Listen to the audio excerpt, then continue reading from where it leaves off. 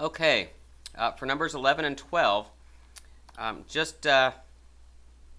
you can write these out the vertical way. So 2 and 11 hundredths plus 67 hundredths. You can do it this way, but on these two particular problems, they already have the grid set up for you. So if you add these two amounts together, you're going to end up having two whole grids, so that's your whole number.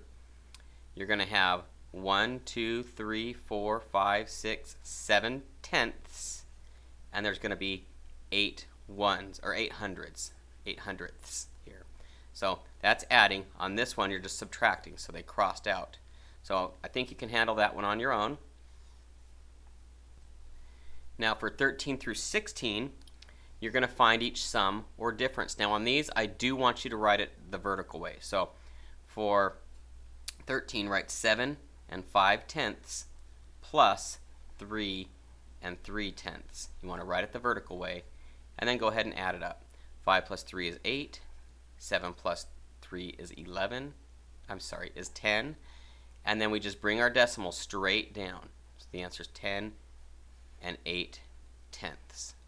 Okay, these two you're going to add. This number 16 you're going to do the same way.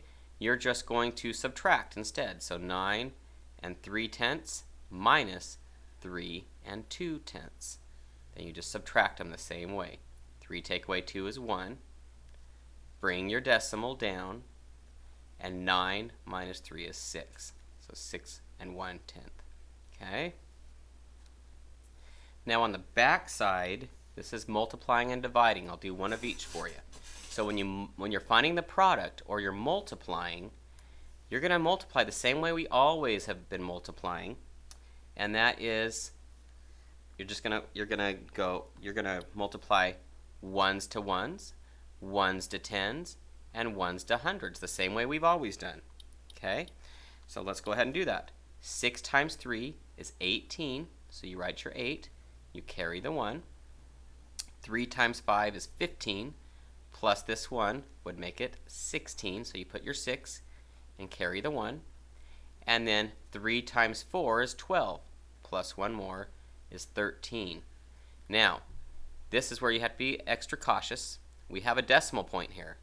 So, the way that we figure out where to put the decimal point on the bottom is we count how many spaces over that decimal is. It is 1, 2 spaces over.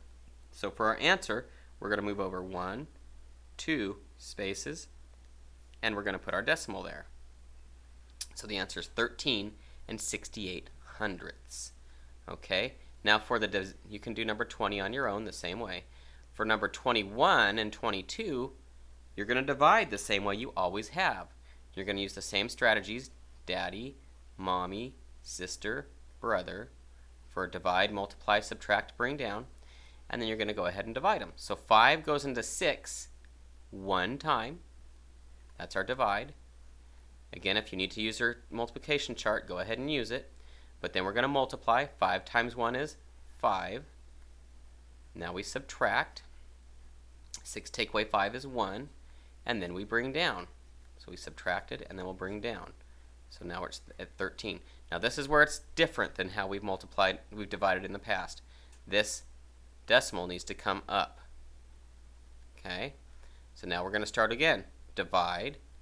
5 goes into 13 2 times, because 2 times 5 is 10. We just multiplied. And then we subtract. 13 minus 10 is 3. Then we bring down again. So we'll bring that 5 down.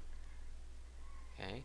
Now we start again. We divide again. 5 goes into 35 7 times.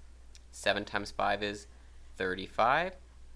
Just don't write over the next problem like I'm doing. Then we subtract. 35 take away 35 is 0. So the answer is $1.27. Go ahead and do 22 on your own. And when you do the word problems over here, just read the problems, and you'll be able to figure out what by reading through the specific words, you'll figure out whether or not you have to add, subtract, multiply, or divide. Good luck!